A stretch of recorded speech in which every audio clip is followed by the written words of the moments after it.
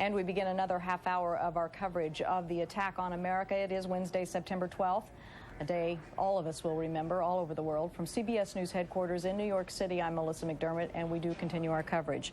The people of the United States are trying to come to grips with the fact that they are victims of the worst terrorist attack in history. 4 jetliners hijacked and used as flying bombs in an attack on America. Thousands of people are believed dead. At least 260 of those victims died aboard the doomed hijacked planes. And President Bush has vowed that the United States will not distinguish between the terrorists behind the acts and the people or countries who harbor them. The horror of the attacks unfolded on nationwide TV. CBS News correspondent Russ Mitchell gives us a look at how it all played out.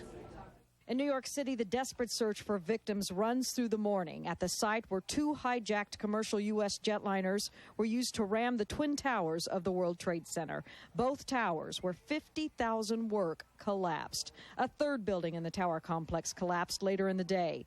President Bush says the death toll is in the thousands. A third hijacked jetliner crashed into the Pentagon, and a fourth, possibly being diverted to the Washington area, came down in Pennsylvania.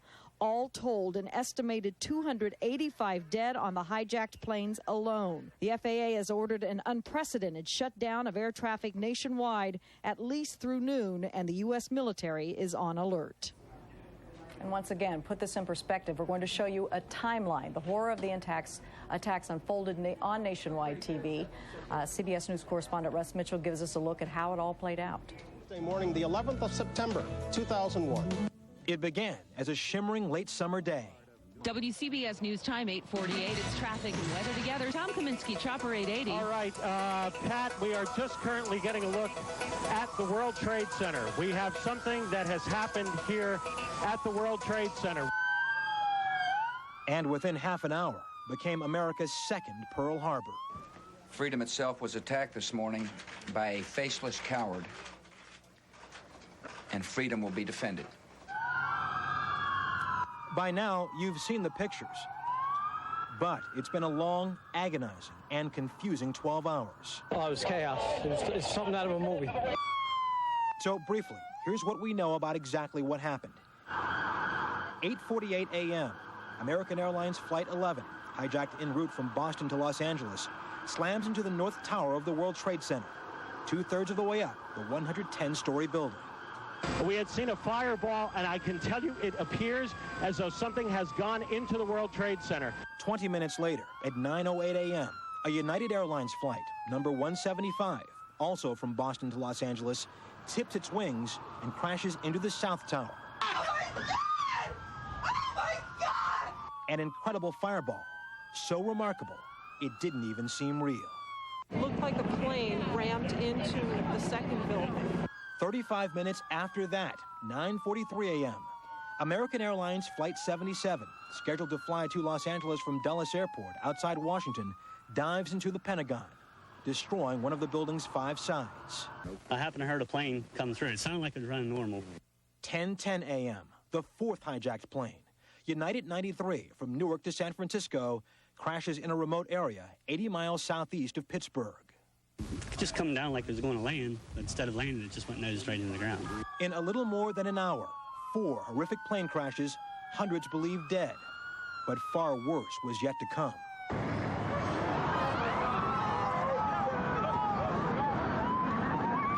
At 10:05 a.m., the South Tower of the World Trade Center, possibly weakened beyond hope by the plane's impact, collapses. People can be seen jumping from the high floors. The building came just rumbling down. It was like a war zone.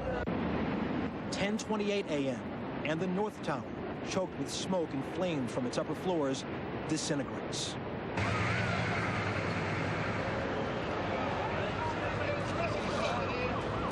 Smoke and ash from the destruction combined to make parts of New York City look like ancient Pompeii after the eruption of Mount Vesuvius. Rescue firemen were coated with thick white dust. This is terrible. We lost tons of guys. We lost tons of guys. Cars were under blankets of ash. Rescuers were just happy to be alive. As for the death toll, even tonight there were no hard numbers. But New York Mayor Rudolph Giuliani feared it might extend into the thousands. Half a world away, there was a far different reaction. Gunmen appearing to applaud today's terrorism. But Palestine Liberation Organization leader Yasser Arafat did not join in. We are completely shocked. Completely shocked. In Afghanistan, a spokesman for the ruling Taliban, who provides sanctuary for terrorist leader Osama bin Laden, said he could not have been behind the attacks. Everybody out! Everybody out! Back home, it was as if war had been declared. Ordered that the full resources of the federal government go to help the victims and their families. President Bush spoke to the nation, first briefly in Florida, and later from a military base in Louisiana. The resolve of our great nation is being tested. But make no mistake, we will show the world that we will pass this test.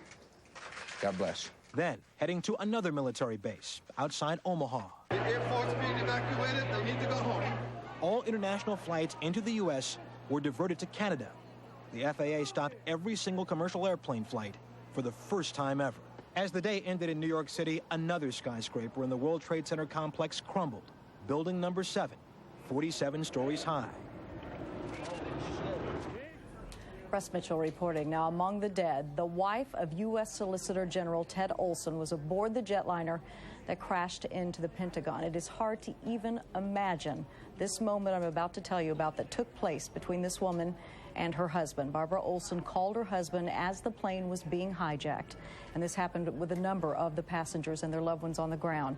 Also, a passenger on American Airlines Flight 11, Doug Stone. His son is Zach Stone. I know this is difficult. I know. How did you get the word? I was woken up by one of his best friends. One of his best friends? Yeah. Was your dad often traveling from Boston? Yeah, he lives there primarily, but he's worked back and forth for the last few months. Mm-hmm. And he was due to be home for a while? Yeah, he's probably been here for about 2 or 3 weeks before he went back again. Mm-hmm. And your mother also was gone, I understand? Yeah, she had to work in Texas. She knows, obviously, as well. Yeah, I talked to her. She's driving home. She's driving home. If it's not too painful, your dad was, obviously, is your father and loved him very much? Yeah, of course. Doesn't love her dad. Yeah, I don't know what else to say. God, he's great to me. When you heard when you heard what happened, did you have any inkling at all that your father could have been on one of those planes? Yeah. Well, they called me. I woke up to it, and it was the same. He's taken that flight 100 times. I've taken that flight. I've traveled back there to visit him, and yeah, I figured it was this flight. I mean, I was just waiting for the confirmation, but we got it. Yeah. Okay, I thank you for talking to us. I mean, you have any other thoughts about this whole crazy thing? I mean, for a young man, it must be difficult to understand what terrorism does. Yeah, I mean, obviously it's horrible. I don't know why they think they have to do it when it's, I don't know why they attack us, just because they think we're siding with someone. I don't see what our people have to do with it, but they do what they want. You never thought anything like this could happen, obviously? I mean, I knew it could happen, but I didn't expect it, obviously. But it can happen, yeah. We talked earlier about cell phones, communications between loved ones on the doomed flights and the ones on the ground. As you can imagine, all over the world tonight, people are calling the cell phones of people, their loved ones they believed were in the World Trade Center at the time of the attacks. They only hope no one answering those cell phones, then hopefully the ringing phone could be what brings rescuers to their loved ones. Overseas, one of the many world leaders expressing support for the United States is Russian President Vladimir Putin. In a speech televised throughout Russia, he condemned the attacks and offered support to President Bush. Condolences are also coming from the Russian people to Americans. CBS News correspondent Elizabeth Palmer is in Moscow. Good morning, Elizabeth. Overnight, visibly shocked and grieving Russians placed flowers and messages of support outside the American embassy in Moscow. We remember the terrorist bombings of apartment buildings here, says Anya, and we know the fear people feel when they aren't even safe in their own homes. When I first saw the pictures, I couldn't believe my eyes, said Edward. I thought I was watching a science fiction movie. Shortly after the first plane crashed, Russia's Security Council met in emergency session. The national militia has been put on alert, and airspace over Moscow and St. Petersburg has been closed. President Vladimir Putin spoke on Russian television to express his sympathy and his outrage. This goes beyond the United States' national borders, he said. It's a wanton act of contempt against all humanity. I want to tell the American people on behalf of Russia, we are with you. We share and feel your pain. We support you. Coverage of the unfolding tragedy was carried live in special programming on Russian television most of the day and dominated the headlines in newspapers. This morning, the American embassy in Moscow is under heavier guard than usual, and the flag is flying at half-mast. The Russian government also says that it's got a plane full of emergency rescue experts waiting at Sheremetyevo Airport in Moscow should the American government call for backup assistance. Melissa. You mentioned the embassy, Elizabeth. What about other U.S. residents in Russia? Are there any other preventative measures being taken to help them? I know that the American embassy is working overtime to make sure that they're in contact with the United States, despite communication difficulties. People were trying to call yesterday and only meeting silence on the lines because I guess they're terribly jammed, and also some of the communications equipment has been destroyed. So their first preoccupation, obviously, is to reassure people who have loved ones who lived or worked in that part of Manhattan that they're okay, or if there's bad news, that it arrives as quickly as possible. Melissa. Now, Putin had said in his speech that he knows how America feels, I assume comparing this to Chechnya. Talk more about that. Well, Russia, I think Russians were especially moved and shocked by this. First of all, perhaps because they never expected it to happen. America won the Cold War. America, in Russians' eyes and minds, is largely impregnable. So for this to happen was unthinkable. Furthermore, the Russians have had a particularly violent century themselves. Can I ask another question? They had a series of terrorist attacks here in Moscow. Apartment buildings were blown up, and hundreds of people died. And so I think that they feel as if there's some kinship here with what Americans are feeling today. Melissa. Elizabeth, there were talks going on regarding the U.S. pulling out of the ABM treaty as news of the attack spread, and we understand that's when Russia signaled it's no longer seeking to talk the U.S. out of withdrawing. How is this affecting U.S. and Russia relations?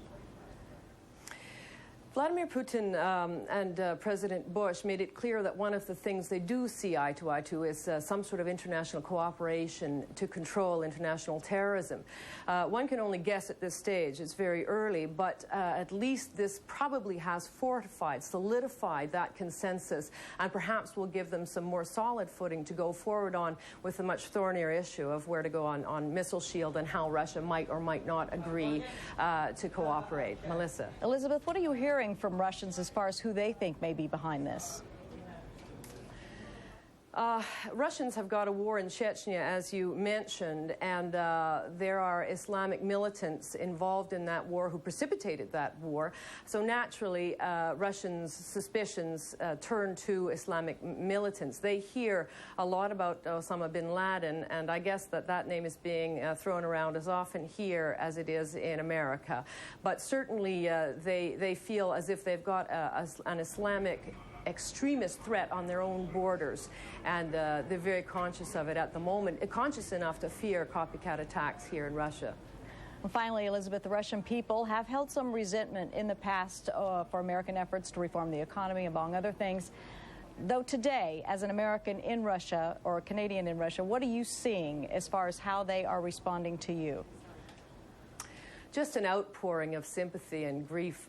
I received many phone calls last night from Russian friends who were afraid that this might be the touchstone to another war. This is a nation that's particularly sensitive to the ravages of war, but more than anything else, they just wanted to express condolence and real sympathy for all the victims and their families, and America too, which has suffered such a blow to its sense of self and its sense of its ability to protect itself, really.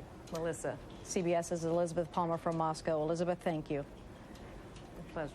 Now, keeping in mind that all civilian aircraft remain grounded until noon today at the earliest, no airport in the United States is immune from the fear that the East Coast crashes spawned, and that certainly includes the West Coast field that was the destination of so many of the doomed passengers. Sandra Hughes is at Los Angeles International Airport. Families of the American Airlines victims, surrounded by tight security, were whisked to a private area to be counseled by grief specialists from the airline and the Salvation Army. There's very little that one can say at a time like this. We simply want to be with them and to comfort them as best we can. But some people just needed to hold on. Confused passengers looking for guidance stood stunned. Most turned away as all domestic flights were canceled. International flights were to be diverted to nearby Ontario Airport until it closed too. And then I got here and I read the board and everything was canceled. So I was like, okay. So yeah, I have no idea what I'm gonna do. Most had just heard the news of the plane crashes and wondered how many had been killed. The scene was chaotic.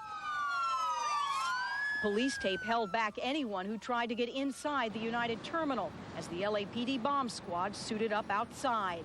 At a nearby power plant, a suspicious package brought panic. It was nothing. By mid-morning, the entire airport was evacuated. The FAA mandated early on that we close down LAX and Ontario airports in California, which we have done. 2,000 flights per day passed through the Los Angeles airport. Officials here said they had hoped to reopen the airport sometime today, but are waiting for official word from the FAA. Sandra Hughes, CBS News, Los Angeles. A perspective from the West Coast. The targets, the World Trade Center, though, in New York, and the Pentagon near Washington, of course, were on the East Coast. But officials up and down the West Coast found themselves scrambling all day as well, as Sandra said. Now, it took 7 years, or one person who's familiar with terrorism is former Secretary of Defense William Cohen. And Cohen served, of course, in the Clinton administration and spoke with CBS News correspondent Dan Rather. Senator, thanks for being with us tonight. You've dealt with this problem over the years as a member of the Armed Services Committee, then as Secretary of Defense. As the hours wear on, what are the most important things for us as Americans to have in mind? Well, the most important thing is that this country is going to respond. It will respond in a way that will certainly send a message to those who have committed this act of monumental and pure evil. Secondly, I think it's also clear that we'll take every measure possible to prevent a similar type of attack in the future, understanding that we have come to grips with a reconciliation of two conflicting interests in this country. How we can defend and protect our people and how we can defend and protect our civil liberties. And we've got to engage in a very intensive debate and dialogue on how we reconcile those two very important ideals and needs for our country. But I think President Bush sent the right message tonight. It's one of resolve, determination that the long arm of justice is going to reach out and touch those individuals and those groups who support the individuals involved, and most importantly, the countries that give safe harbor to the terrorists who are committing these acts. So I think that the American people are going to certainly coalesce around the President and his national security team and the entire Congress. You will see, in my judgment, a consolidation of American opinion. They will be unified. They will, I hope, really be stirred and shaken from any sense of lethargy that we may have been experiencing in recent years about our security interests, and to be shaken from our apathy, to become deeply involved in supporting the men and women who support us on the front lines. And that's not only the military men and women, and they are very important, but also, as you saw on that screen, the firemen, the policemen, the paramedics, the medical professionals. We're all in this together. And that's the one message that's going to come out of all of this, that we are going to be united in a way that perhaps we haven't seen since World War II. Mr. Secretary, you were part of the decision-making process when President Clinton made the decision to retaliate for the bombing of our embassies in East Africa. We sent the cruise missiles, Sudan and Afghanistan. In retrospect, which is all we can talk about, a mistake? Put that in context for us. Not a mistake. It was a very strong message that we were seeking to send, that if you are going to train and prepare to carry out acts of terrorism against the United States, here or abroad, then the United States is going to take whatever measures we need to prevent that from occurring in the future. This was an act of prevention. We knew from intelligence sources that they were planning more acts of terrorism. We knew from intelligence sources that they were trying to get their hands on a weapon of mass destruction. And we took action accordingly. And I believe that we will see very strong action coming from this president and this administration, supported not only by the people of this country, but I believe by nations the world over who also see that terrorism is not confined by any geographical boundaries. It can reach out and destroy the lives and the lifestyle of millions of people all across this globe. So this is a universal threat, and we need to have the support of our allies and our friends and make them understand that when we take action, it needs to be concerted, it needs to be concentrated, and it needs to be consistent and with their support. Now, you've heard personal accounts all day, and you've seen the video over and over of what it looked like when the World Trade Center Twin Towers collapsed, and also Tower number 7 collapsed. I stood on the 48th floor of my apartment building 20 blocks away and, too, watched as it all happened. And it was hard to fathom that the World Trade Center, which took 7 years to build, could crumble so easily in such a short amount of time, just seconds. CBS News correspondent Troy Roberts has more on the scene of the chaos.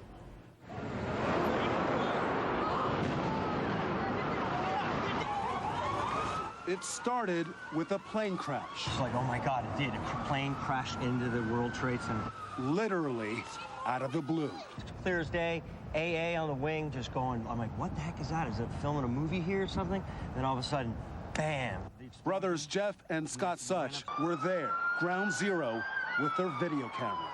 You're good right here in the corner. Stay in the corner. So after the first strike, you're not thinking terrorist attack, are you? You're thinking this is a really huge accident that I should be seeing this, so we just decided to go even closer. The brothers continued shooting this videotape. As people trapped in the building began falling from the windows. It almost looked as if someone had just like stepped backwards and had fallen through a window. What's this other jet doing? But the terrorists weren't done. 20 minutes later, another plane, another tower, another devastating attack. Boom, just a loud explosion, and then you just look up to the sky because that's where it came from. The noise came from above. You look up and it's just like confetti in the sky.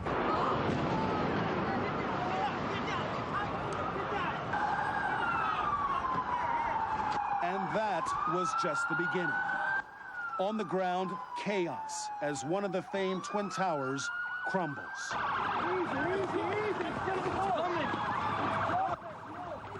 Firefighters and rescue workers attack the other tower, still standing, still burning.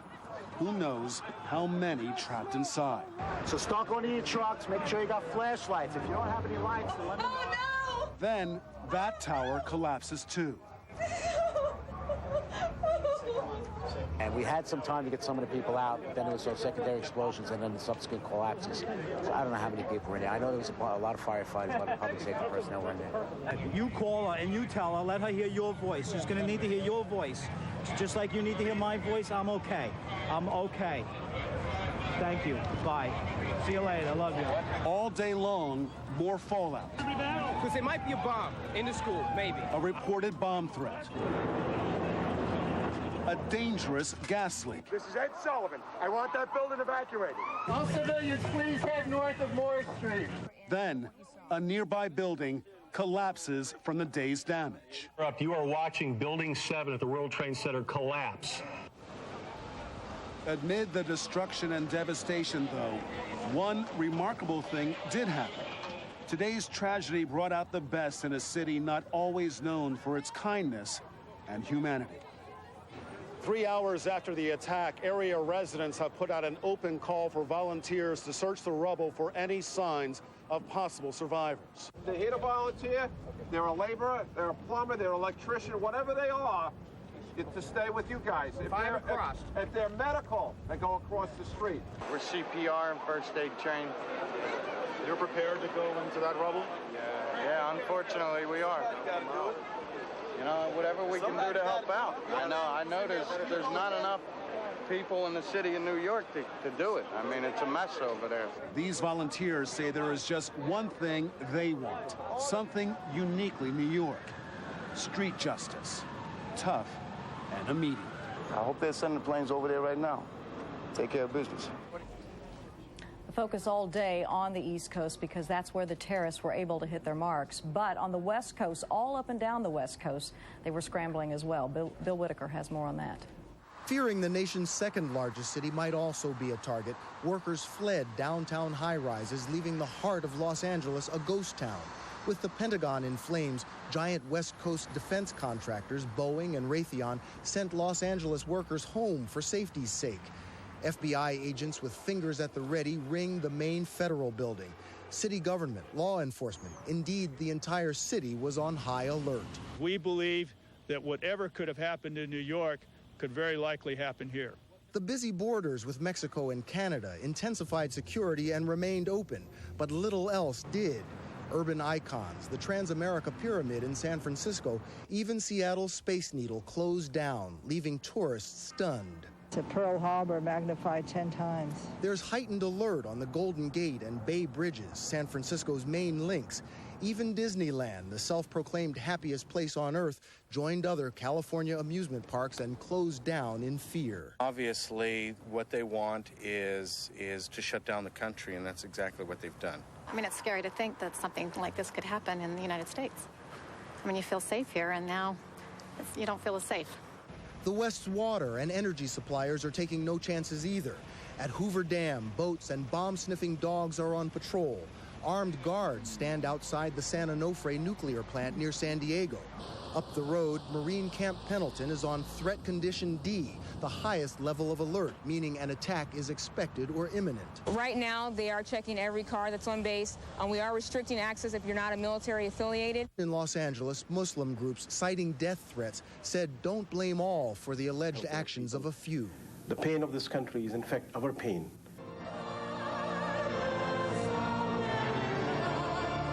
Saying there's clearly too much hatred, the Crystal Cathedral in Orange County invited people of all faiths to come together and pray for the victims of terror. So here, like the rest of the country, there are prayers for the victims and concern for the country's future and safety. Bill Whitaker, CBS News, Los Angeles, for Up to the Minute. And we're going to take a break at this moment as the information continues to come in. We're going to take a check at that, update it, give you the latest information. CBS News coverage of the attack on America continues in just a moment. I'm alive. I'm going to go home. I'm going to hug my wife. And thank God I'm alive.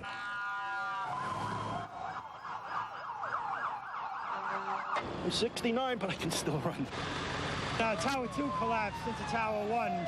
Within minutes after that, we were ordered out.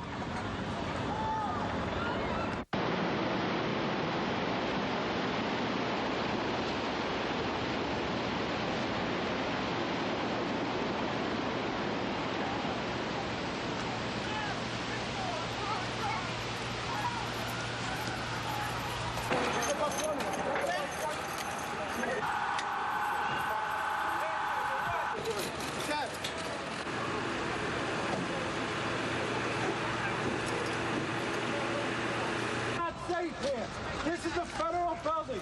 That's a federal building. The safety can happen here. Get out of here.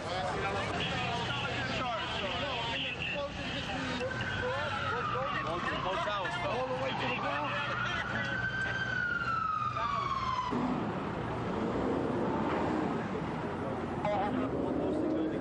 We do not have a signal on our Nextel, so I can't get ISP. Is there somebody who can give me over this radio?